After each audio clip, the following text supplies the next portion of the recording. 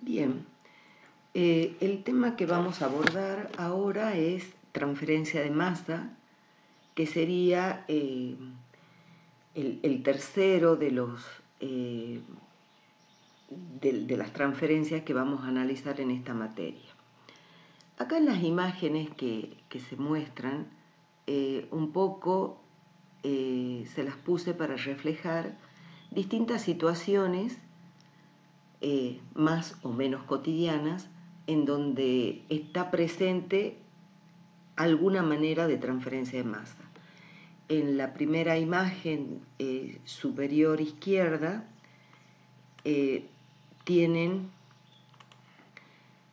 estas grandes torres que son torres de enfriamiento, que por ejemplo es común en las centrales térmicas, que se utilizan para enfriar agua, en donde se produce, en este caso, el enfriamiento del agua y hay una transferencia de masa, pero también hay en forma simultánea transferencia de calor.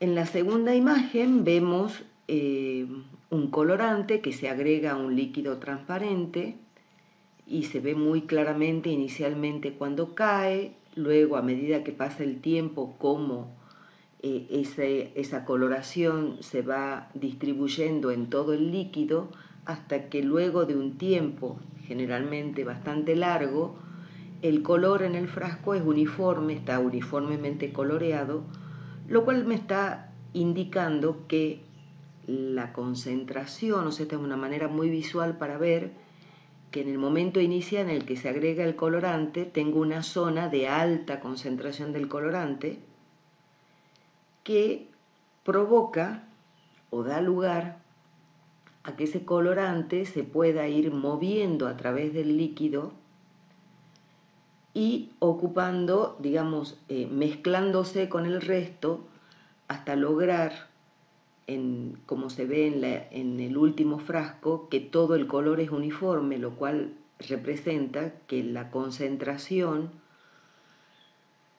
del colorante es uniforme en todo el líquido, mientras que acá todo el colorante estaba concentrado en una zona, o sea, tenía una zona de alta concentración y otra de baja concentración. Esta imagen representa perfectamente el proceso difusivo, o sea, para que esto ocurra tiene que haber una zona de alta concentración que favorece la migración de manera espontánea de esas moléculas concentradas, de esa sustancia concentrada, hacia las zonas menos concentradas, hasta que la concentración es uniforme y ya no ocurre más transferencia. Y esto, o sea, en esta imagen, en donde se representan los olores, también hay un proceso de transferencia de masa, o sea, para que yo perciba un aroma es necesario que existan vapores de algún material que se ponen en contacto con los sensores, digamos, de mi nariz, que mandan luego esa información al cerebro para que el cerebro identifique de qué puede ser ese olor. Pero ese proceso también es un proceso de transferencia. Si no hay masa, digamos, de ese vapor que se transfiera hacia el sensor de mi nariz, no va a ocurrir no voy a tener la sensación de oler, del olfato. La transferencia de masa ocurre de dos maneras diferentes. Por difusión, que es esto que yo les explicaba, digamos, que se ve claramente en estos frascos, y la transferencia de masa por convección, que es totalmente similar en cuanto al mecanismo a lo que veíamos, o es muy similar a lo que veíamos en transferencia de calor. O sea, la transferencia de masa por convección se refiere a la transferencia de masa desde una interfase hacia el seno de una fase de un fluido que está en movimiento. Eso, digamos, a diferencia de la difusión, en donde la difusión es el movimiento de una sustancia en otra que está quieta, digamos, que no se está moviendo. La transferencia de masa por difusión, nosotros veíamos que la transferencia de calor era desde una interfase, que generalmente era una superficie sólida, bueno, o podía ser otro fluido, desde una interfase hacia el seno de la fase. En transferencia de masa por convección es muy habitual que yo tenga transferencia desde una fase a otra, en general desde una fase gaseosa a una fase líquida, aunque también puede haber transferencia entre dos fases líquidas inmisibles, por ejemplo. Entonces, la transferencia de masa ocurre dentro de una fase hasta la interfase y luego de la interfase hacia el seno de la otra fase. Esa podría ser una situación. O también esa interfase también puede ser una pared sólida que, por ejemplo, se va evaporando o sublimando en la fase gaseosa. Eso es lo que vamos a ver en transferencia de masa por convección.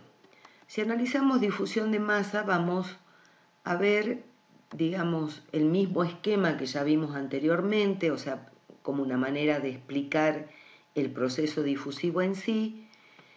Voy a tener las dos placas, solo que acá, obviamente, las placas tienen la capacidad de albergar una mezcla en donde hay uno de los componentes, el componente A, que está a una concentración que en el momento T igual a 0 es diferente o superior en este caso al de la placa superior. Supongamos que este material, el material de las placas puede ser un fieltro, o puede ser un material poroso o tipo una esponja, o sea, cualquier material que pueda absorber una mezcla o que pueda absorber una sustancia, de manera que yo tengo una determinada concentración, una determinada concentración en la placa inferior y la placa superior tiene una concentración más baja que incluso puede ser 0 y se mantiene a ese nivel de concentración durante todo el proceso. Para que la concentración de la sustancia en la placa inferior, como ya vamos a ver, acá va a ocurrir difusión a través de este material entre las dos placas.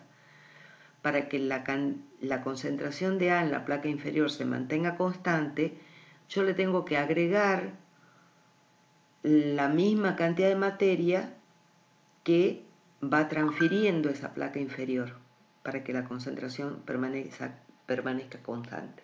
O sea que es todo equivalente. En calor yo le tengo que agregar el mismo calor que iba transfiriendo en la placa superior. El material entre las dos placas, en este caso, puede ser un gas, puede ser un líquido, puede ser un sólido, porque la difusión de A se puede dar a través de distintos tipos de materiales, ¿sí?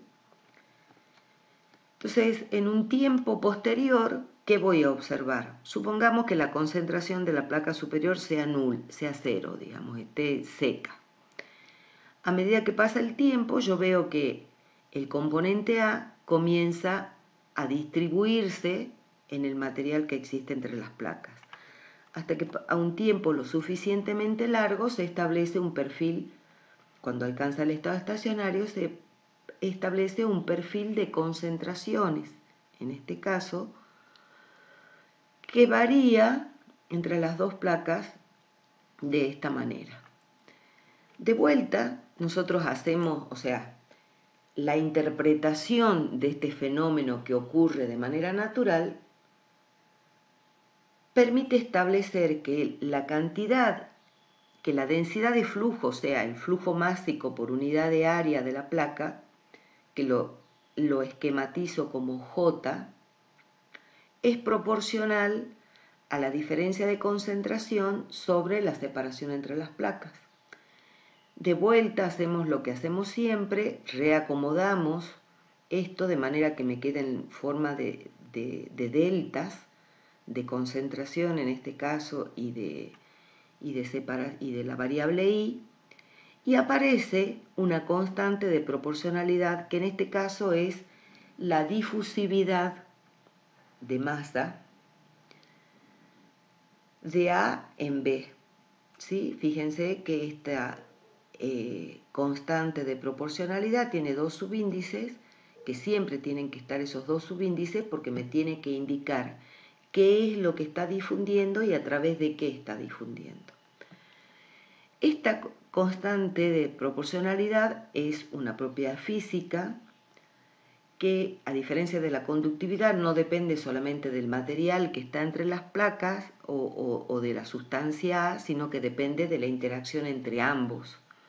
Entonces es una propiedad física que depende, como todas las propiedades, de la presión y de la temperatura, con bastante influencia de la temperatura, sobre todo en algunos tipos de materiales,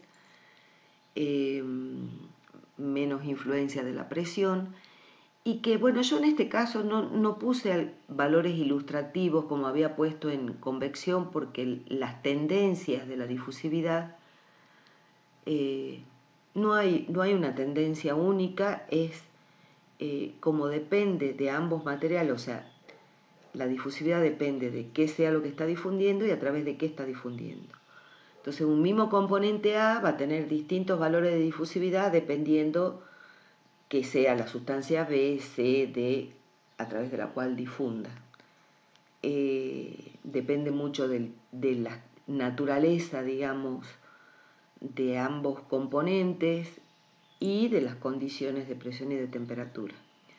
Si bien en los textos aparecen valores de difusividad para casos comunes, digamos, de algunos gases en líquidos o de gases en otros gases,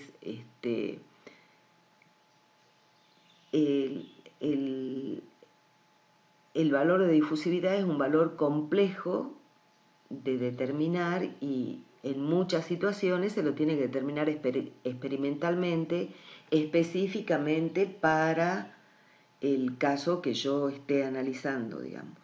Si bien hay algunos modelos,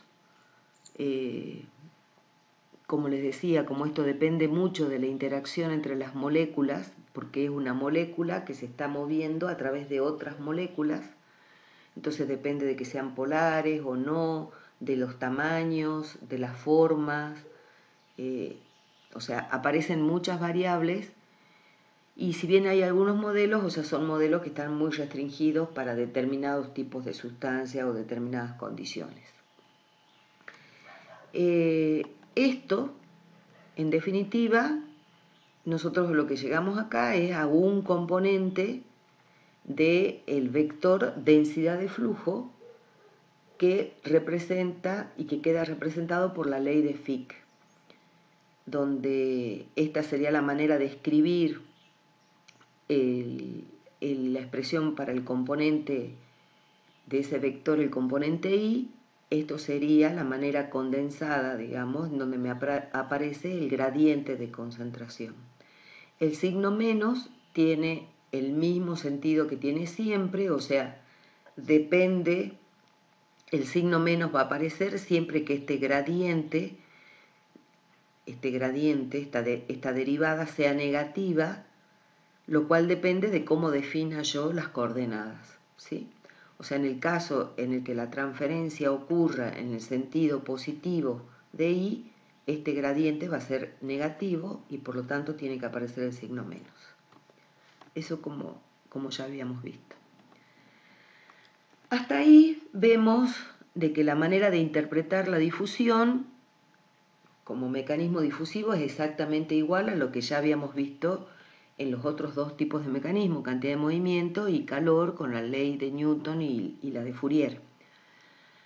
Pero acá en transferencia de masa aparecen algunos aspectos que hacen que el tratamiento sea un poco más diverso, digamos, más complejo. O sea, yo tengo que hacer tengo que aclarar algunas cosas para ver cómo expreso, digamos, la ley de Fick. Y vamos a llegar, como ya vamos a ver, a que la ley de Fick yo la puedo expresar de distintas maneras. Esos aspectos distintivos son los que se muestran, donde el primero de ellos tiene que ver con el hecho de que la cantidad de materia yo la puedo medir de diferentes formas.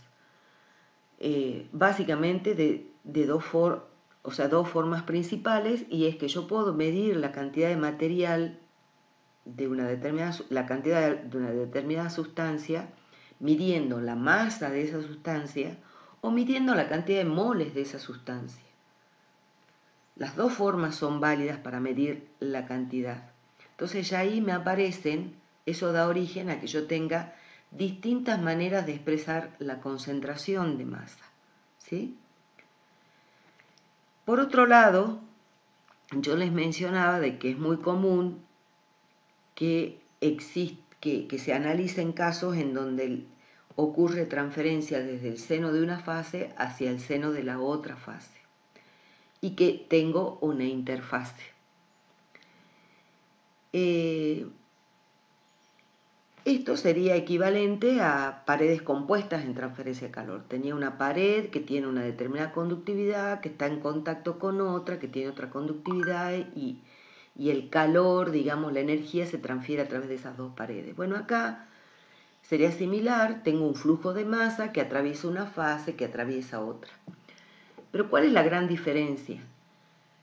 Que en la interfase, si bien hay continuidad, porque no implica que haya una discontinuidad, lo que ocurre es que los valores de la concentración van a ser diferentes de un lado y del otro de la fase.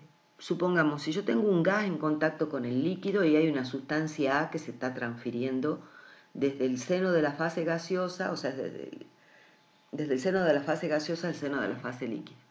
La concentración de A en la interfase, yo voy a tener una concentración de A que se mide para la fase gaseosa y otra concentración de A que se mide para la fase líquida, ambas justo en la interfase, que seguramente van a ser diferentes en valor y que incluso pueden estar medidas en diferentes unidades, ¿sí? O sea, yo puedo usar una manera de medir la concentración en la fase gaseosa y otra manera para la fase líquida. Los valores van a ser diferentes, pero van a estar vinculados entre sí, o sea, entre ellos existe una relación que es la relación de equilibrio, porque en la interfase existe equilibrio entre la fase 1 y la fase 2. Entonces esos valores cumplen la relación de equilibrio, pero son numéricamente y dimensionalmente incluso diferentes.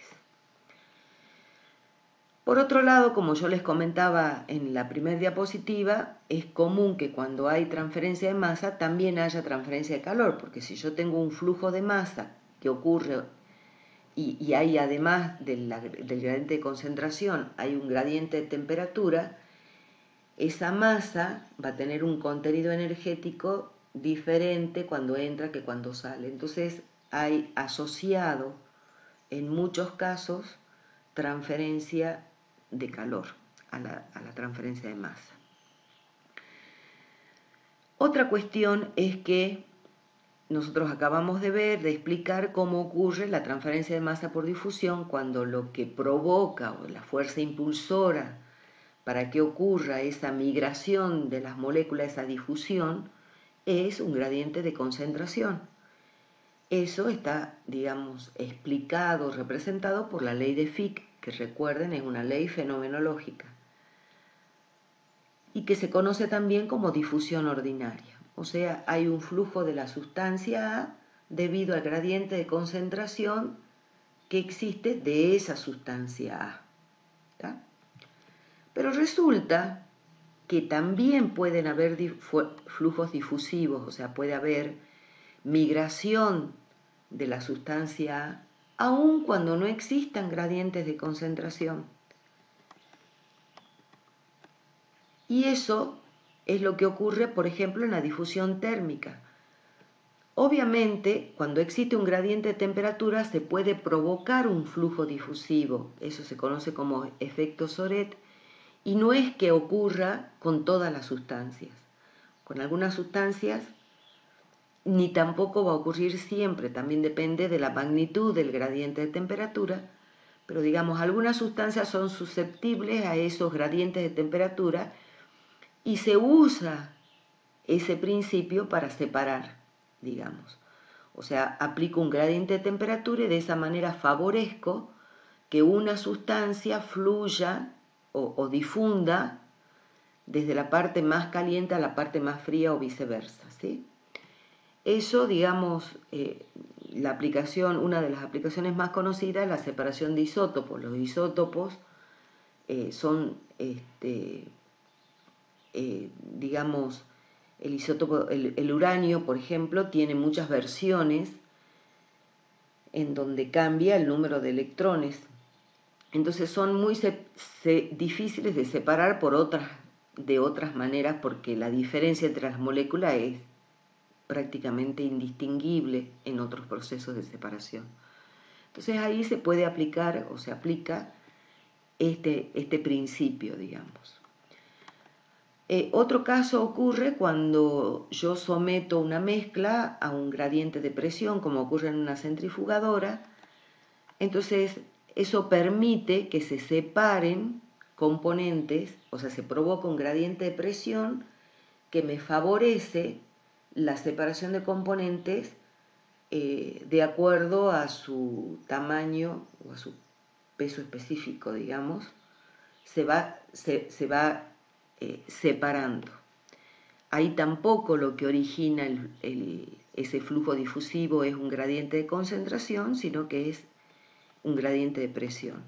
Y por otro lado, también yo puedo a una mezcla aplicar campos externos, ya sea magnético o eléctrico, y provocar flujos difusivos. Una solución que tenga hierro y yo lo aplico en un campo magnético, bueno, las moléculas con hierro se van a separar, digamos. Si es una solución de iones y lo aplico a un campo eléctrico, también los iones se van a separar según sean positivos o negativos. Ese movimiento de los iones en la solución es un movimiento difusivo. O sea que todos estos son casos en donde yo tengo un flujo difusivo pero que no está provocado por un gradiente de concentración. Esto yo se los comento porque ustedes tienen que saber que esto es posible, pero en la materia nos vamos a enfocar en lo que es la difusión ordinaria, o sea, aquellos casos en donde se aplica la ley de Fick. Todos estos casos que yo les comento ahora no es válida la ley de Fick, que aparecen otras expresiones, digamos, que me describen el fenómeno. Nosotros nos vamos a centrar en la difusión ordinaria, en la aplicación de la ley de Fick. Bueno, entonces avanzando en este sentido, tenemos que describir, digamos, estas cuestiones, estos aspectos que yo les mencionaba que hacen que sea tan particular el tratamiento de la transferencia de masa. En primer lugar, las concentraciones. Dijimos que yo podía medir la masa, que podía medir los moles, y aparece una variable más que se utiliza mucho para medir concentraciones en fases gaseosas, obviamente, que es la presión parcial. La presión parcial, ustedes deben recordar la ley de Dalton, me vincula la presión parcial con la fracción molar. O sea, cuando nosotros analicemos esto primero, si yo quiero medir la cantidad de materia en función de, utilizando la masa, tengo una concentración másica que es la densidad, que puede ser la densidad de la sustancia I o la densidad total. Y me aparece también lo que es la fracción en peso. O sea, la fracción en peso como la masa de la sustancia I sobre la masa total, y que si ustedes reemplazan es igual a la relación entre la concentración en masa de la sustancia I a la concentración en masa total, que es lo que ustedes conocen como densidad. O sea, la concentración en masa de la sustancia I sería la masa de la sustancia I sobre el volumen total, mientras que la concentración en masa total, que ustedes conocen también como densidad, sería la masa total sobre el volumen total. ¿Está? De la misma forma, la concentración molar, tengo la concentración molar, que ustedes ya la deben conocer, que es la cantidad de moles sobre el volumen total de la solución. Esa sería la concentración molar de la sustancia I. También puede haber una concentración total como la cantidad total de moles sobre el volumen total de la solución, y aparece también la fracción molar como el número de moles de la sustancia I sobre el número de moles totales, que también se expresa como la relación, o sea, esto lo pueden demostrar ustedes solos, entre las concentraciones de la sustancia I a la concentración total. Y como les decía, la presión parcial es una manera de medir concentración porque la ley de Dalton me dice que la presión parcial es igual a la fracción molar por la presión total. Entonces, en definitiva, la presión parcial es la manera incluso más frecuente que se elige para medir las concentraciones, obviamente en fases gaseosas. Bueno, también aparece la necesidad de ver cómo definimos las velocidades, teniendo en cuenta siempre que yo me estoy refiriendo a magnitudes que son vectoriales, aunque por una cuestión de simplicidad en la notación yo no les pongo la flechita arriba para indicar que es vectorial, pero ustedes tengan en cuenta que son magnitudes vectoriales.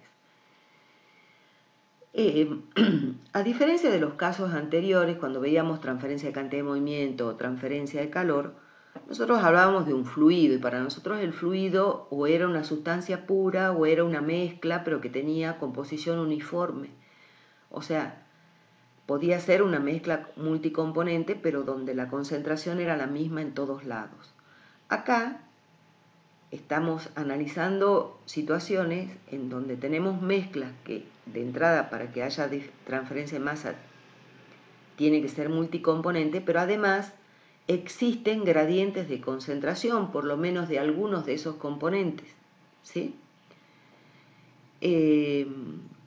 Entonces, eso significa de que en ese fluido multicomponente puedo tener, o sea, cada componente puede tener una velocidad diferente, porque un componente se puede estar moviendo con una velocidad provocada, porque hay un flujo provocado por el gradiente de concentración de ese componente, ¿sí? Entonces, en definitiva, cada especie, cada sustancia que conforma esa mezcla se mueve a una velocidad propia. Pero yo necesito saber la velocidad media de todo el fluido, porque ese valor de la velocidad media es la que voy a usar. Por ejemplo, si yo además tuviera que calcular la potencia que necesito de una bomba para mover el fluido, necesito una velocidad media para poder calcular la caída de presión, como vimos, y calcular, por ejemplo, la potencia de una bomba, como vamos a ver.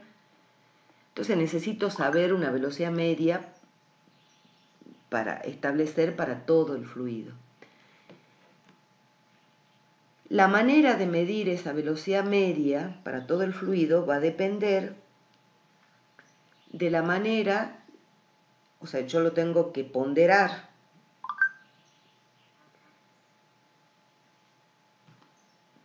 Las medias ponderadas se sacan siempre, digamos, midiendo la cantidad, por ejemplo, en este caso, la cantidad de masa que se mueve a esta velocidad sobre la masa total, por ejemplo, ¿sí?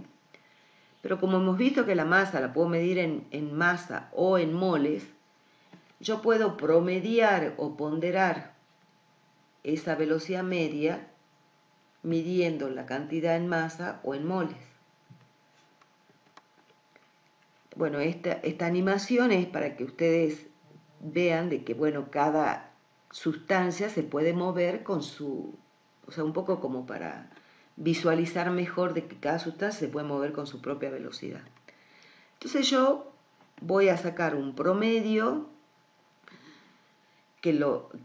o sea, una velocidad global que sería la velocidad media másica, porque yo la ponderación la hago en función de la masa, o sea, yo acá estoy midiendo la masa del componente I que se mueve con la velocidad v sub I, y hago el promedio sobre la masa total.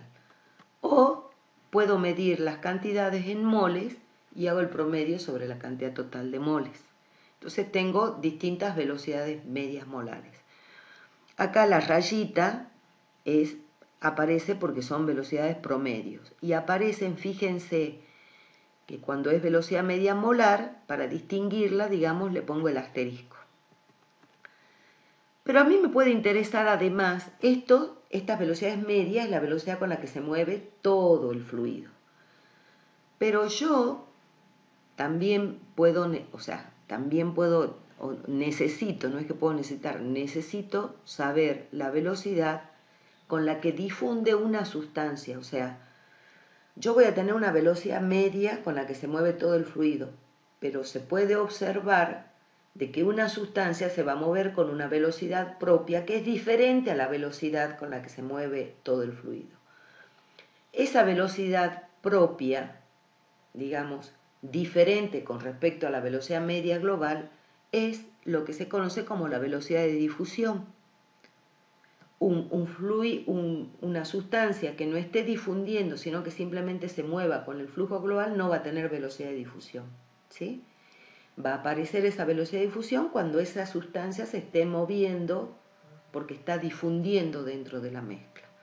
Entonces, de vuelta, las maneras de medir esa velocidad de difusión es dependiendo que yo la refiera a la velocidad media másica o que la refiera a la velocidad media molar. Por otro lado, es necesario definir también densidades de flujo, que de vuelta, recuerden, son magnitudes vectoriales. Esas densidades de flujo yo las puedo medir con respecto a coordenadas estacionarias. ¿A qué me refiero a coordenadas estacionarias? Ustedes imagínense una corriente de fluido, imagínense que sea como un río, que ustedes saben que es un sistema multicomponente, que hay distintas sustancias y que las sustancias, algunas están difundiendo porque hay un gradiente de concentración de alguna de las sustancias que provoca un flujo difusivo en esa sustancia. Esa es la situación. Entonces yo me paro a la orilla, en un punto fijo, y mido el flujo de la corriente. Bueno, esos flujos van a ser el NI, o sea, el N minúscula, me refiero, o sea, siempre las minúsculas las vamos a expresar a los flujos másicos y mayúscula a los flujos molares. Voy a tener un flujo másico que lo mido de esta forma y un flujo molar que lo mido de esta forma, en este caso de coordenadas estacionarias. Pero yo también puedo decidir, en lugar de estar parado a la orilla, subirme a un bote que se mueva con una velocidad que es igual a la velocidad media másica. Entonces, ¿yo qué voy a observar en ese caso? Yo voy a observar el flujo difusivo de la sustancia que tienen una velocidad diferente a la velocidad media. ¿Sí? Esos son los que están difundiendo. Y de vuelta me aparece un flujo másico, J minúscula.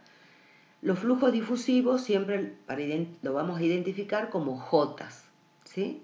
Que pueden ser másicos o molares y pueden estar referidos a la velocidad media másica o a la velocidad media molar. Por eso aparecen toda la variedad. Entonces el flujo molar referido a la velocidad media másica sería este J, o me puedo mover con la velocidad media molar, entonces me aparece un flujo másico referido a la velocidad media molar o un flujo molar referido a la velocidad media molar, ¿sí? Me aparece toda esta variedad de flujos. Esos flujos, trabajando un poquito, si ustedes lo analizan, yo los puedo relacionar unos con otros. Por ejemplo, el flujo molar referido a la velocidad media molar se define está definido, digamos acá, de esta manera. Por otro lado, en la diapositiva anterior yo les mostraba cómo se define o se calcula la velocidad media molar, el B asterisco. Entonces yo reemplazo eso acá. Vimos también que la relación de la concentración de I con respecto a la concentración total no es otra cosa que la fracción molar de I. O sea que todo esto, o sea, si yo lo reemplazo, me queda igual a esto. Que si analizamos esa expresión en una mezcla binaria, que es más fácil, digamos, esto quedaría expresado de esta forma, ¿sí? Si despejo NA, fíjense, paso esto sumando para acá y reemplazo esta expresión JA por la ley de Fick, me quedaría, digamos, estos son flujos, ¿no? Recuerden. Entonces me queda, por eso me aparece acá el gradiente, es una magnitud vectorial. Me quedaría de esta forma, en donde, ¿qué es? Analicemos esto. Fíjense, esto, el NA grande, es el flujo, es la densidad de flujo molar con respecto a coordenadas estacionarias. Es el que yo mido cuando me paro a la orilla y tengo algo para medir. Cuando yo mido de esa forma, yo mido el movimiento global de todo el fluido, ¿sí? Entonces, en ese movimiento global, el flujo de A va a ser la suma del flujo difusivo, porque esto es JA, más la cantidad de A que hay en el flujo total, porque NA más NB sería el flujo total. Cuando yo estoy parado, digamos, el observador es estacionario, no distingue el flujo difusivo. O sea, ve, analiza el movimiento, o sea, suma las velocidades de cada uno de los componentes, ve el movimiento total, porque yo estoy quieto, entonces no puedo distinguir las diferencias, ¿sí? Entonces este es el flujo total, NA más NB. O sea que el flujo de A, con respecto a coordenadas estacionarias, es la suma del flujo difusivo más el flujo de A que va con la corriente total, ¿sí? Bueno, esto es lo mismo, nada más que para uno de los componentes. Eso me lleva a que, en realidad, en este caso yo no tenga una única manera de medir la ley de Fick. Esta expresión que acabamos de ver, esto, también es una forma de expresar la ley de Fick, porque fíjense que acá yo incluyo la ley de Fick, nada más que está expresada con respecto a coordenadas estacionarias, ¿sí? Entonces, en definitiva, si yo hago el análisis para todas las situaciones, en definitiva, la ley de Fick yo puedo expresarla de todas estas formas. ¿Y de qué depende que use una u otra? Depende básicamente de la situación que yo esté analizando y de los datos, sobre todo, que yo tenga. Muchas veces, en determinadas situaciones, es usual que se trabaje con unidades de masa, digamos, y que las concentraciones se expresen como fracciones en peso. Entonces, bueno, utilizaré alguna de estas, ¿sí? En otros casos se trabaja en moles y con concentraciones molares o con fracciones molares. O sea, cada caso me va a decir qué expresión me conviene usar. Acá, fíjense, o sea, esta manera de definir el flujo, yo acá distingo, porque fíjense que la ley de Fick, analicemos esta expresión, se van a dar cuenta, es válida para esto, pero es la que venimos viendo, digamos, desde el principio. Nosotros habíamos llegado a esta expresión como la expresión de la ley de Fick, ¿recuerdan? El gradiente de C sub A. Pero también vimos, cuando veíamos la manera de medir concentraciones, que C sub A yo lo podía expresar como la concentración total por I sub A, por ejemplo, por la fracción molar, digamos, si es que uso I sub A para identificar la fracción molar, que sería en un gas, por ejemplo. O sea, la concentración de A sería igual a la concentración total por la fracción molar. Si la concentración total es constante, puede salir fuera del gradiente, porque es una constante. Entonces la expresión me va a quedar expresada de esta forma, por eso acá aparece C constante. De la misma forma, por ejemplo, acá, si yo tengo la ley de Fick, en donde los flujos se miden como flujos másicos, me aparece Rho sub A, pero o sea, la concentración másica de A.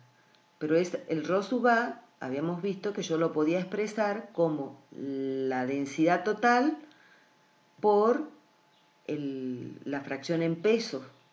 Si la densidad total es constante, puede salir fuera de este gradiente y me quedaría expresado acá. ¿Sí? O sea, esas son las diferencias. De todas estas expresiones, las que vamos a utilizar con más frecuencia son las que están resaltadas, digamos. Pero bueno, las otras también podemos llegar a usarlas, digamos. Bueno, a partir de ahora, entonces, ¿cómo avanzamos en el análisis? Como siempre, vamos a estudiar casos, digamos, en donde ocurre difusión de masa, y para eso vamos a necesitar aplicar un balance envolvente. La expresión en palabras es la misma que la que hemos visto en los casos anteriores, nada más que acá nos referimos a la velocidad de flujo de entrada de masa, velocidad de flujo de salida de masa y la velocidad de generación de masa, porque estamos haciendo un balance envolvente de masa. Este balance se puede aplicar para la masa total, en cuyo caso no hay generación, porque la masa total no se puede crear ni destruir, digamos, ¿sí? O sea, si yo este balance lo aplico a la masa total, no me va a aparecer un término de generación. Pero también puedo hacer un balance envolvente aplicado para las especies. No sé si ustedes recuerdan, lo deben haber visto cuando hacen los balances de masa, quizás en termodinámica o en química general, que cuando uno hace un balance de masa, se hace para todas las especies menos uno. O sea, en total yo puedo hacer tantos balances de masa como especies tenga, porque hago para todas las especies menos uno más el balance de masa total. O no hago el balance de masa total y hago el balance de masa para todas las especies. No tiene sentido hacer el balance de masa total y el balance de masa para todas las especies porque no son linealmente independientes. O sea, uno de esos balances yo lo puedo obtener a partir de los otros. ¿Está? Cuando yo hago los balances para cada una de las sustancias, ahí puede aparecer un término de generación, básicamente por reacción química, porque puede ser que esa sustancia se pueda crear o destruir, depende que sea un producto o un reactivo, dentro de una reacción química.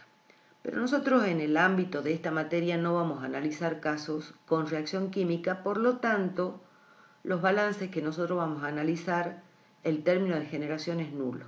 ¿Está?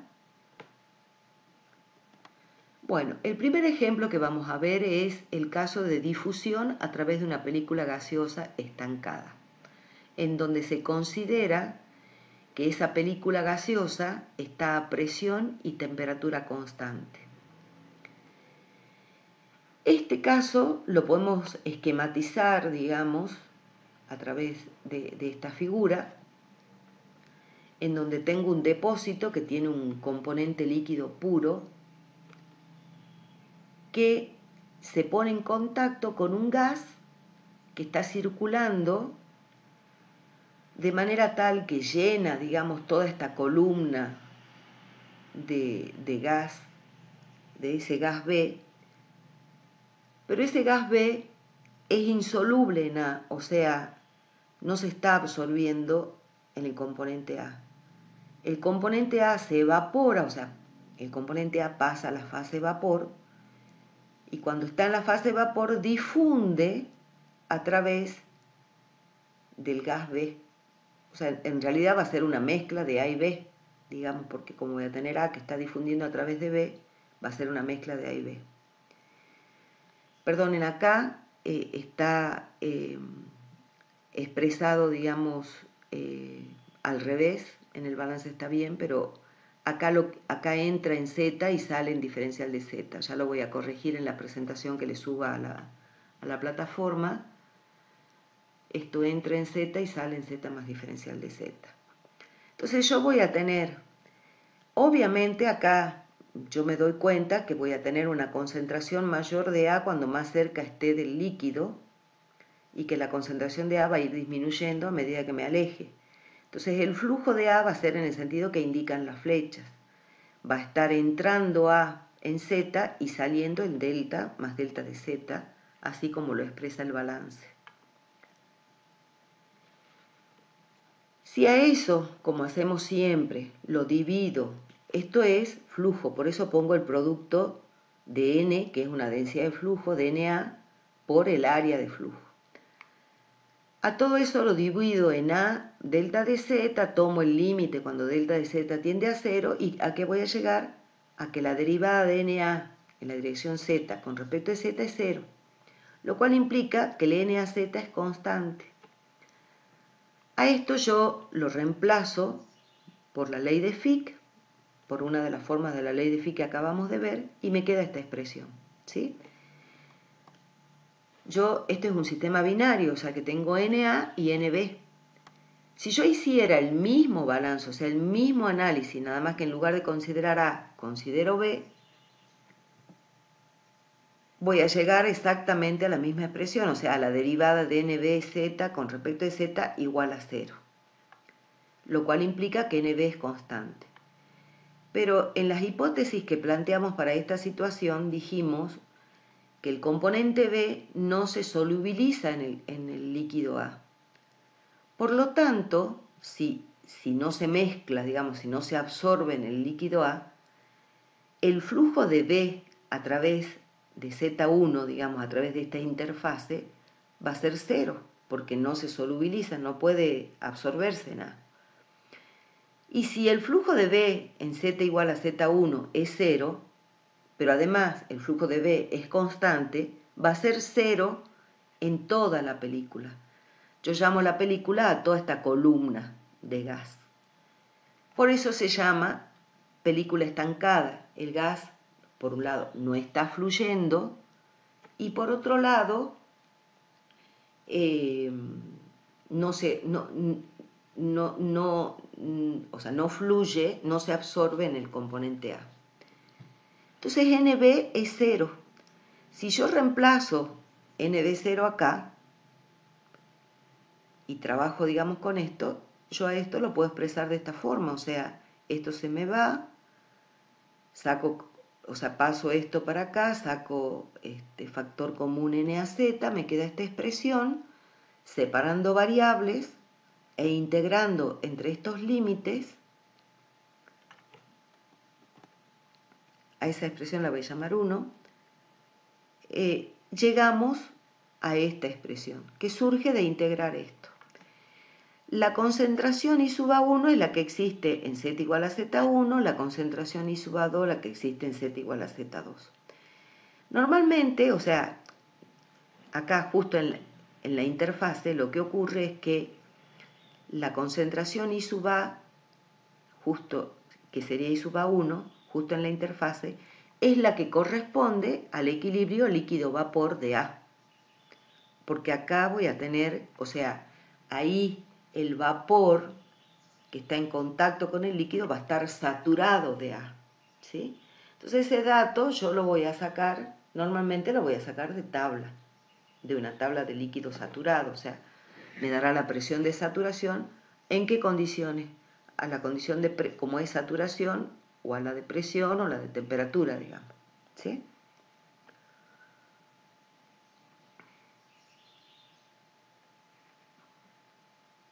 Bien, acá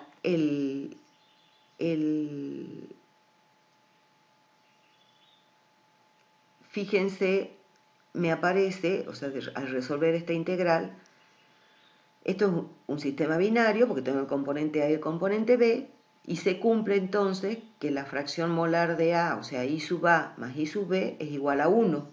Por lo tanto, 1 menos I sub A es I sub B.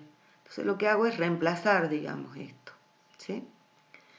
Acá hay una cuestión más que quiero aclararlo ahora porque es útil, digamos, que me aparece la concentración, y fíjense, acá, acá yo tenía C sub A, a este C sub A lo reemplacé por la concentración total C por la fracción molar, y además a la concentración total la saqué fuera de la derivada. ¿Por qué? Porque como la presión y la temperatura se mantienen constante, yo supongo, o sea, se mantienen constantes en la fase gaseosa, la concentración total también permanece constante. ¿Eso de dónde surge? De analizar la ecuación de los gases ideales. La ecuación de los gases, que ustedes la conocen, se expresa de esta forma. Si yo paso dividiendo el volumen, esto no es otra cosa, me queda el número de moles sobre el volumen, que no es otra cosa que la concentración. O sea que la concentración es función de la presión y de la temperatura. Si la presión y la temperatura es constante, la concentración total es constante y la puedo obtener a partir de esta expresión para un gas ideal. Hay otras formas que se las indico acá porque en alguna bibliografía la utiliza. En esta expresión que acabamos de deducir acá, si yo multiplico y divido esta expresión por I sub B2 menos I sub B1 en ambos miembros, I sub B2 menos I sub B1,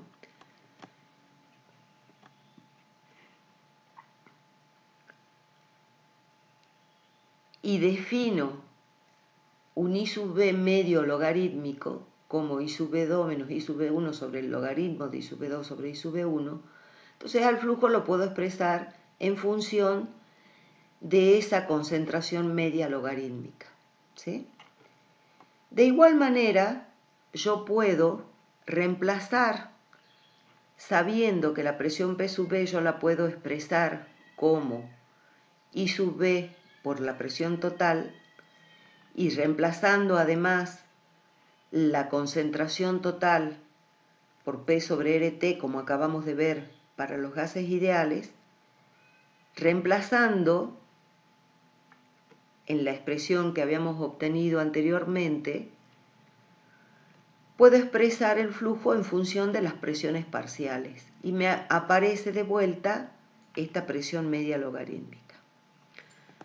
Bueno, esta es la expresión del flujo, que bueno, el flujo es constante, por eso no me queda ninguna variable. Yo puedo también encontrar el perfil de concentración. En la diapositiva anterior yo les mostraba la expresión que le llamamos 1. Si yo tomo esa expresión, trabajando con esa expresión, llego a esto, ¿sí? La puedo reacomodar. Esto es igual a una constante. Si yo considero que la difusividad y la concentración son constantes, las paso dividiendo y bueno, eso sigue siendo constante y que la llamo K1. Y llegamos a esta expresión. Eso lo integro con esas condiciones de borde y llegamos a este perfil de concentración. Este es el perfil de concentración, que también lo puedo expresar en función de la concentración de B, que tengo en esa película gaseosa estancada. Esa situación, o sea, esa celda, digamos, que se llama celda de Arnold, se puede utilizar para determinar, por ejemplo, difusividades. O sea, si yo mido de alguna manera los flujos, ¿de qué manera podría medir los flujos? Volvamos a la... Yo acá, ¿de qué manera podría medir los flujos? Yo acá estoy suponiendo que el nivel este Z1 permanece constante, por eso estoy considerando estado estacionario. Entonces yo como el líquido se va evaporando, yo para que permanezca esto constante, yo tendría que agregar constantemente el líquido A, de manera que este nivel se mantenga constante. Entonces, en definitiva, el Na, o sea, lo que se evapora, es igual a lo que yo le voy agregando. Entonces, yo puedo determinar esa cantidad que agrego. Y a partir de esta expresión, por ejemplo, conociendo todos los otros, teniendo todo lo demás como datos, yo puedo calcular la difusividad. Por eso, en algunos test ustedes van a encontrar celda de Arnold o celda de difusividad, porque se la puede utilizar para medir la difusividad. Otra situación de aplicación sería, por ejemplo, si ocurre un derrame de algún líquido en un sitio confinado, en donde está en un ambiente cerrado, yo puedo estimar el tiempo que va a tardar en evaporarse toda esa masa, calculando el flujo y si conozco la cantidad de líquido que se derramó, voy a estimar el tiempo que va a tardar eso en evaporarse, por ejemplo, en pasar a la fase gaseosa. Si eso está en un ambiente cerrado donde no hay corriente de aire, la difusión ocurre a través de una película estancada.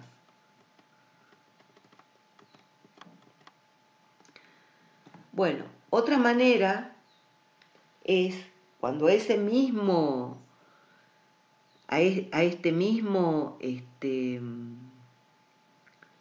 dispositivo, en lugar de considerar de que los niveles permanecen constantes, o sea, que le voy agregando líquido para que la diferencia de altura permanezca, el Z2 menos Z1 permanezca constante, considero estado lo que se llama pseudoestacionario. Como en general esto es a través de una evaporación y el fluido está estanco, con lo cual lo que controla la velocidad de evaporación en definitiva es la velocidad de difusión a través de la película, porque se va evaporando a medida que vaya difundiendo. En general son procesos lentos. Entonces, como son lentos, yo puedo considerar que la velocidad de evaporación, o sea, el flujo, es estacionario, el NA. O sea, el NA ocurre de manera como si fuera un flujo estacionario. Pero que la altura de la columna es variable con el tiempo. ¿Sí? Entonces, si yo considero que el flujo es estacionario, me sirve la misma expresión que yo tenía antes. O sea, esta es la expresión que habíamos llegado, que acabamos de deducir. Con la diferencia que este Z2 menos Z1 ahora es una variable Z que depende del tiempo. ¿Sí? Entonces yo puedo trabajar ya sea con la expresión esta en función de las fracciones molares o la que es lo mismo, la expresión en función de las presiones parciales. Por otro lado, el flujo NA, como les decía, va a ser igual al flujo con el que se va evaporando. ¿Sí? Como yo acá no le agrego, sino que dejo que digamos, la altura de la columna varíe con el tiempo, el flujo de NA va a ser igual a la velocidad con la que esté descendiendo ese volumen, digamos, de líquido. ¿Sí? Entonces, yo puedo plantear la velocidad con la que desciende el volumen de líquido es A por diferencial de Z, o sea, esto a medida que se evapora, esto va bajando. ¿Cuánto va bajando? Un diferencial de Z. El flujo es diferencial de Z con el tiempo. El volumen es eso multiplicado por el área. Por eso lo multiplico por la densidad para tener, digamos, esto es un volumen por la densidad para tener una masa que lo divido por el peso molecular para obtener moles.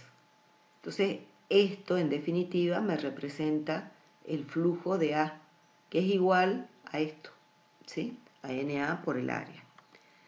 Entonces, con ambas expresiones, yo puedo igualar estas dos expresiones e integrar entre un tiempo t igual a 0 y el tiempo final, que es en donde z, que es la altura, digamos, va a variar entre un z0, una altura que tengo inicial, y un z final, y con eso se obtiene el tiempo necesario, o sea, se obtiene un tiempo que es el tiempo que yo necesito para que,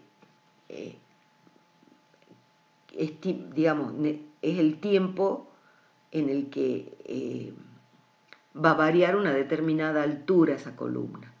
Entonces yo puedo medir ese tiempo y en función de eso, y conociendo las concentraciones, por supuesto, determinar la difusividad. ¿Sí? Es otra manera de medir la difusividad. O sea, yo acá, en lugar de medir los flujos, como les mostraba con la diapositiva anterior, mido los tiempos, el tiempo de variación de la altura de la columna.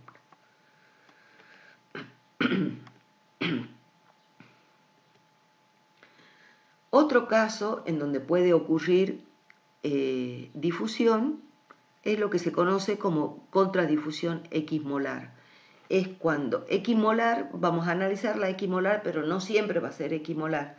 Contradifusión en general es cuando yo tengo flujo de uno de los componentes en un sentido y del otro componente en sentido contrario. Equimolar es si Na y Nb son iguales, digamos, o sea, la cantidad de moles que difunden en un sentido es igual a la cantidad de moles que difunden en sentido contrario del otro componente, ¿sí? Esta situación, ¿cuándo ocurre? Por ejemplo, en una torre de destilación.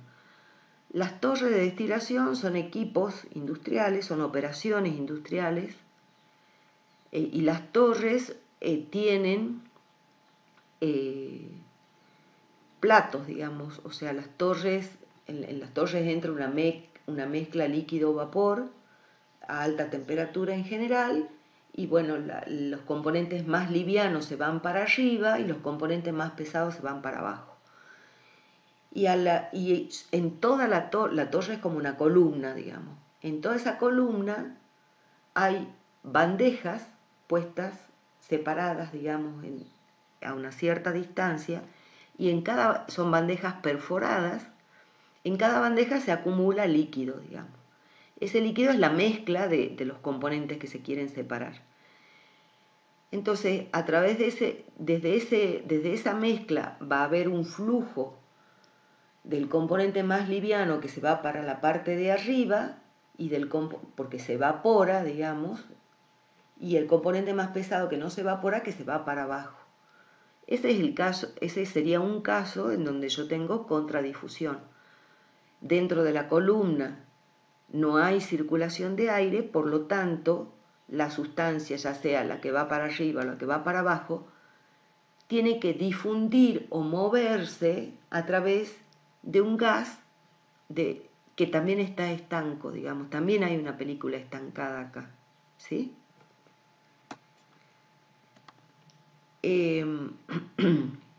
Cuando decimos que es X molar, entonces, por ejemplo, si lo asociamos a la torre de destilación en cada una de esas bandejas que yo les comento, como esas bandejas permanecen a temperatura constante, para que no haya variación de la temperatura, necesariamente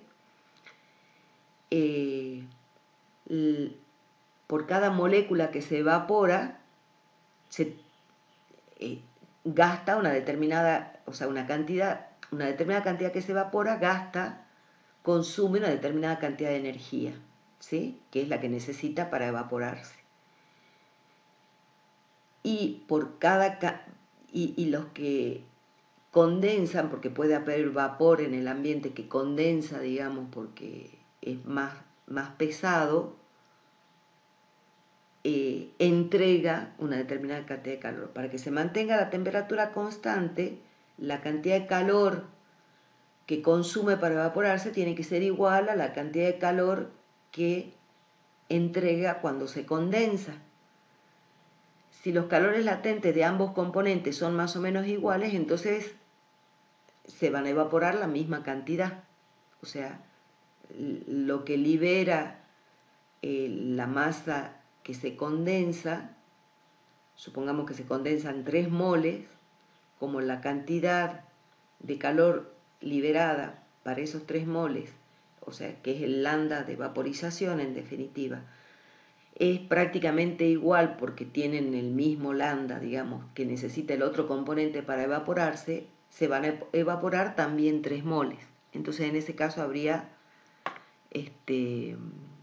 contradifusión X molar, o sea que podría ocurrir en una torre de destilación cuando los calores latentes de vaporización de la sustancia son iguales. Si yo hago el balance envolvente es exactamente el mismo que antes.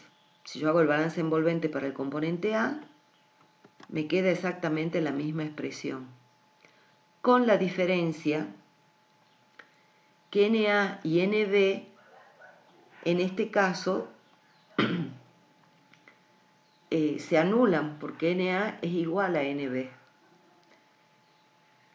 Cuando resuelvo esa expresión, llegamos a esto, y bueno, de la misma forma yo acá puedo trabajar con las concentraciones, o a las concentraciones las puedo reemplazar por la concentración total por la fracción molar, y reemplazar la concentración total en función de la presión y la temperatura, y después a la fracción molar la puedo reemplazar por la presión parcial. O sea, trabajando con eso yo llego a esta expresión. El perfil de concentración se utiliza también la expresión, o sea, se trabaja exactamente igual que como hicimos para difusión a través de una película estancada. Es el mismo análisis, solamente que acá, digamos, se anulan NA y NB. Ese es el perfil de concentración. Un ejemplo, digamos, un ejemplo más visible de cuándo puede ocurrir esto sería, por ejemplo, en este caso, o sea, cuando se puede dar contradifusión equimolar, es cuando, por ejemplo, yo tengo dos depósitos que tienen un determinado volumen que permanece constante, que están separados por una válvula. Y en cada depósito yo tengo el componente A y el componente B, pero en diferentes concentraciones. O sea, en el depósito 1, la concentración de A es mayor que la concentración de A en el depósito 2, y al revés con el componente B. Si yo abro esta válvula, las concentraciones tienden a igualarse. Pero como los volúmenes, o sea, que va a haber un flujo de A en este sentido y un flujo de B en este sentido. Pero como los volúmenes tienen que permanecer constantes por la ecuación de los gases, por cada mol de A que se desplaza en este sentido, tiene que desplazar un mol de B, porque como el volumen permanece constante, el número de moles también tiene que permanecer constante en todo momento. Entonces, un mol tiene que ser reemplazado por otro mol. ¿Se entiende? Entonces, en este caso, por ejemplo, en estas condiciones, se produce contradifusión X molar. Bueno, otro caso de difusión que es muy importante, frecuente, y que aparece, digamos, en nuestra vida cotidiana y en nuestro cuerpo permanentemente, es la difusión a través de un sólido, a través de una membrana, estamos hablando de la difusión a través de una pared celular, la difusión a través de un envase, de una bolsita. O sea, todos ustedes se darán cuenta que, por ejemplo, si ustedes ustedes saben que un paquete de galletas ustedes lo dejan mucho tiempo y, bueno, las galletas se humedecen, está bien. El envase,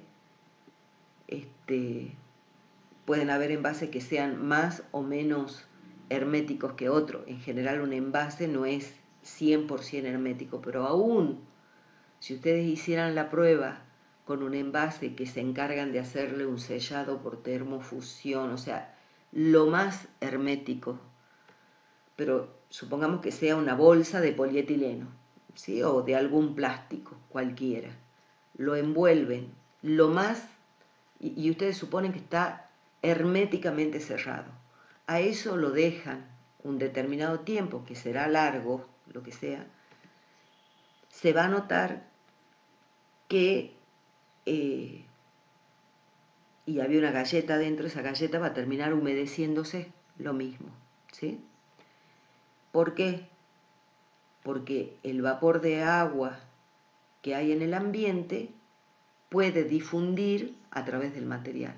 Lo va a hacer con una mayor o menor velocidad dependiendo del material de esa bolsita. Si es polietileno, es mucho más difícil que el agua difunda a través del polietileno, pero si es PVC, por ahí es un poco más fácil, depende del grosor, dependen de muchísimas cosas, pero dándole el tiempo suficiente, ustedes van a llegar a percibir el efecto, porque ocurre difusión a través de la pared, ¿sí? Bueno, acá en esta imagen se muestra distintos sistemas de difusión. Por ejemplo, el oxígeno simplemente difunde a través de una pared celular, digamos, de una membrana celular, con una difusión en donde simplemente se va moviendo por huecos a través de esa pared celular. O sea, no hay nada que lo facilite o que lo impida, ¿sí? En estas otras hay como un transporte facilitado. Por ejemplo, los iones sodio pueden difundir si es que en la membrana se llena de agua. O sea, si el poro que hay en la membrana, suponiendo, o los espacios que hay en la membrana se llenan de agua, a través del agua puede difundir los iones sodio. La glucosa necesita de la insulina, digamos, necesita de una proteína que la arrastre, que sirve como transporte. Y así, bueno, que no sé muy bien cómo ocurre, pero digamos es un transporte, o sea, esto se tiene que producir un balance y eso está ayudado por alguna sustancia, de manera de que si sale un mol de sodio tiene que entrar uno de potasio. Y esto es la difusión a través de cualquier película, digamos, en donde una pared, en realidad si uno amplía, tiene espacios que no necesariamente son poros, sino espacios en su estructura, digamos, son espacios moleculares, si se quieren. Si es un polímero que está formado por macromoléculas, también son como macro huecos, a través de los cuales las sustancias van como saltando de huequito en huequito y así difunden de un lado al otro. Pero no todas van a poder, digamos, o sea, no todas atraviesan con la misma facilidad. Algunas, por una cuestión de tamaño, por una cuestión de afinidad entre las sustancias, les resulta más fácil moverse a través de esta pared que otras. Entonces, eso hace que, por ejemplo, fíjense acá, que esta parte se va concentrando en estas moléculas que tienen esta parte roja, y hay muy pocas de las otras que fíjense que tienen una forma globular, mientras que las otras son alargadas, entonces seguramente les resulta más difícil atravesar esta pared.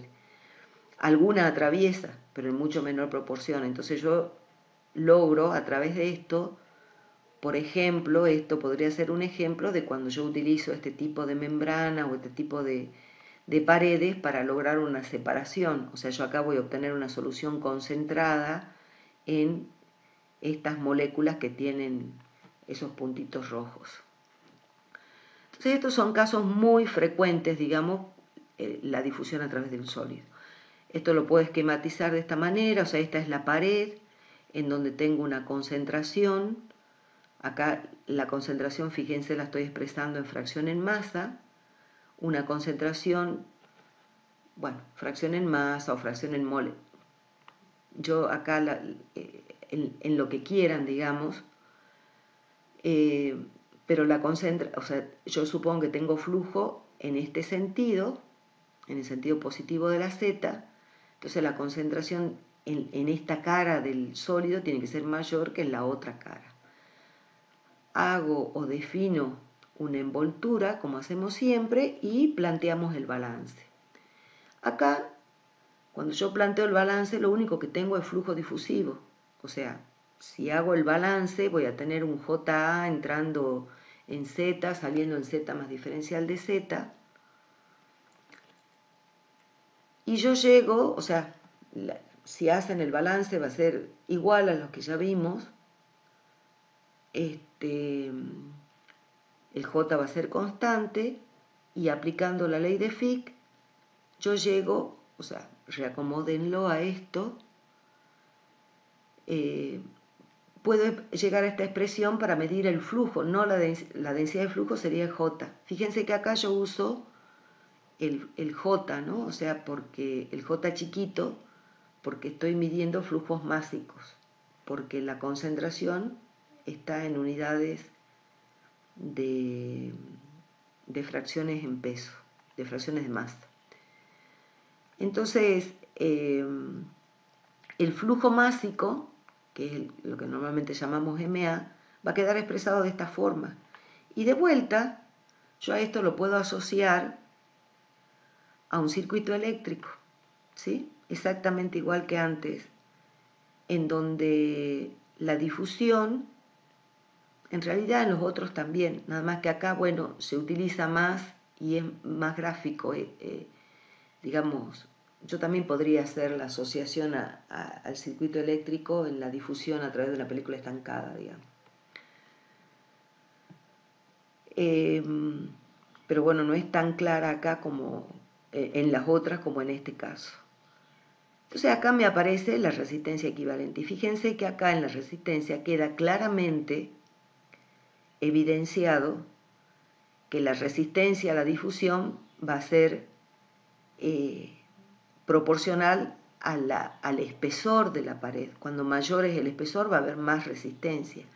E inversamente proporcional al área y a la difusividad. Cuando más difusividad tenga esa sustancia A en el sólido, mayor va a ser la velocidad de flujo, porque menor va a ser la resistencia. Bueno, estos casos, digamos, son los casos más ejemplificadores, digamos, de lo que son los procesos difusivos, ¿sí? O sea, la difusión a través de una película estancada, que puede ser de un único componente o puede ser de ambos componentes, pero en sentido contrario, que sería la contradifusión, y esto a través de un sólido. Veamos ahora un ejemplo. Supongamos que tenemos un tanque esférico que guarda hidrógeno a una determinada temperatura, tiene un determinado volumen y está inicialmente a una determinada presión, ¿sí? Me piden entonces encontrar el tiempo que va a pasar hasta que la presión disminuya de 9 bar a 5 bar, ¿sí?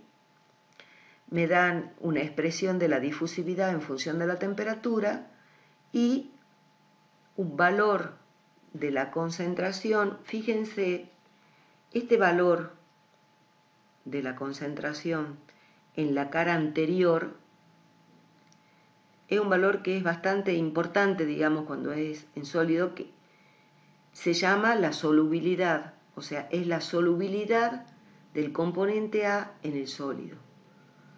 Y eso, otra vez, es un valor que en muchos casos se tiene que determinar experimentalmente, en algunos casos está determinado, digamos, para las situaciones más frecuentes, o los plásticos, en algunos plásticos, el agua, por ejemplo, en algunos plásticos, está determinado.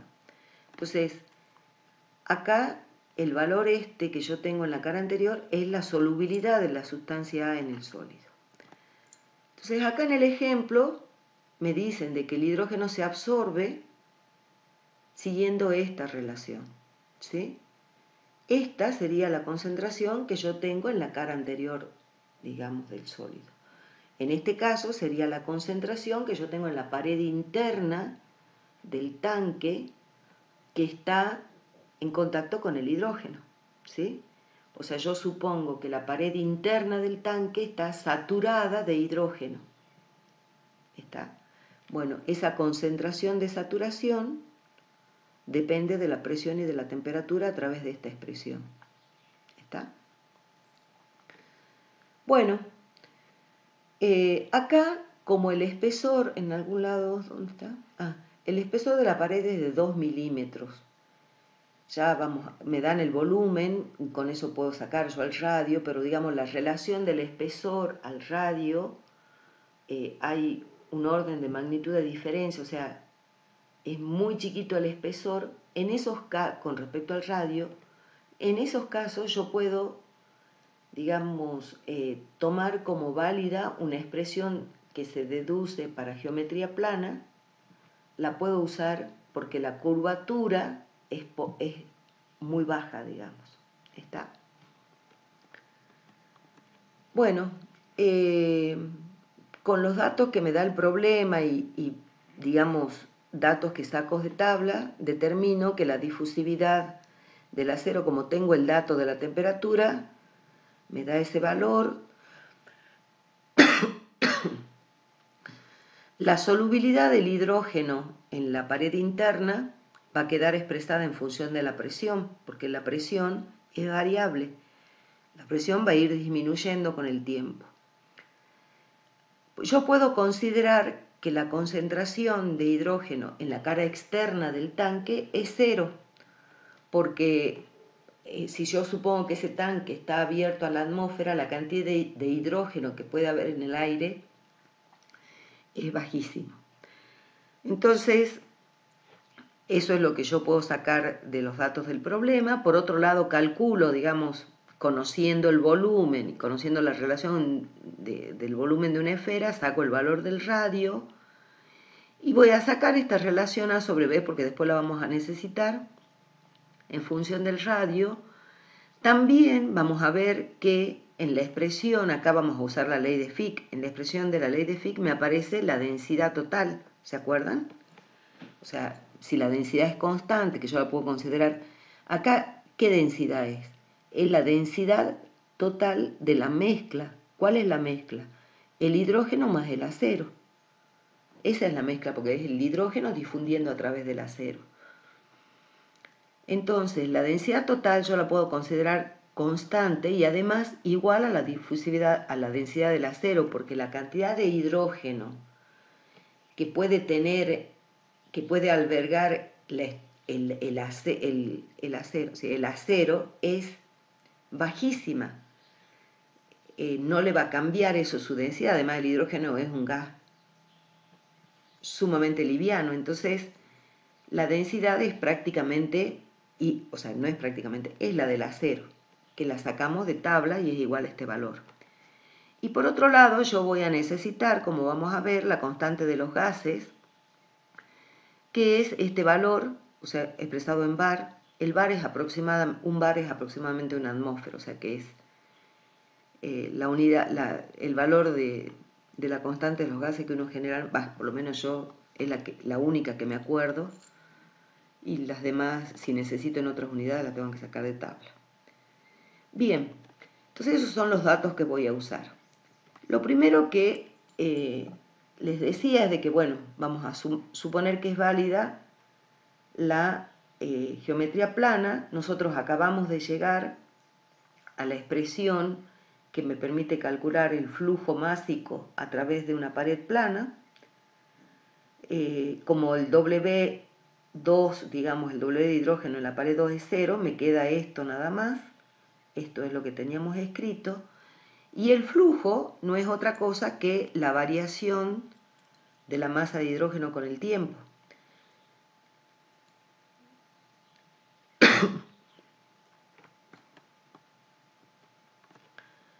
Por otro lado, acá me olvidé de poner un signo menos, hay un signo menos acá porque la variación de la masa, o acá le voy a poner el signo menos, la variación de la masa con respecto del tiempo, o de la presión con respecto del tiempo, es negativa, o sea, la presión va disminuyendo, ¿no?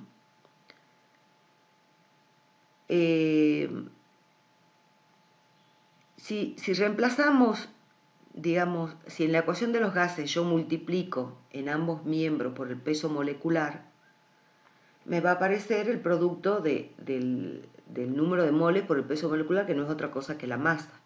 Despejando eso de la ecuación de los gases, llegamos a esta expresión que me da la variación de la masa, ¿sí? Entonces, la variación de la masa de hidrógeno con respecto del tiempo es igual a esto, la variación con respecto del tiempo, ¿sí? Acá, igualando ambas expresiones, llegamos a esta expresión.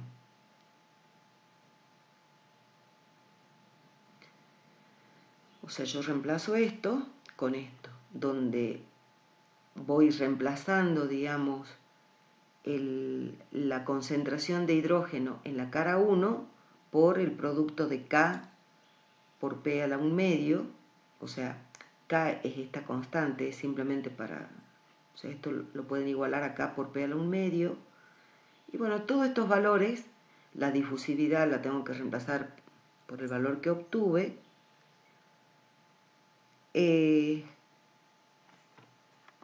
Y acá lo que hago es separar variables e integrar. ¿Integrar entre qué? Entre, perdón, esto está al revés, entre 9 y 5, o sea, porque la presión inicial es, o sea, yo lo puse así porque en realidad esto tiene un signo menos, porque va disminuyendo la presión, entonces cambié los límites, pero la integral tendría que ser entre 9 y 5. Ah, ya lo había puesto acá el signo menos. Esto acá, ya en la versión que le suba, la integral es entre 9 y 5. Yo primero lo había puesto entre 5 y 9 y sin el signo menos, es lo mismo. Bueno, resolviendo esta integral, reemplazando los valores, llego a que el tiempo, esto es tiempo, ¿no? Minúscula, es 80 horas. O sea, ese es el tiempo que va a tardar en disminuir la presión, o sea, 3 días aproximadamente, en disminuir la presión de 9 bar a 5 bar. ¿Está? Bueno, con esto terminamos. Cualquier duda, por favor, lean y me consultan o lo vemos la clase del próximo miércoles. Que tengan un buen fin de semana.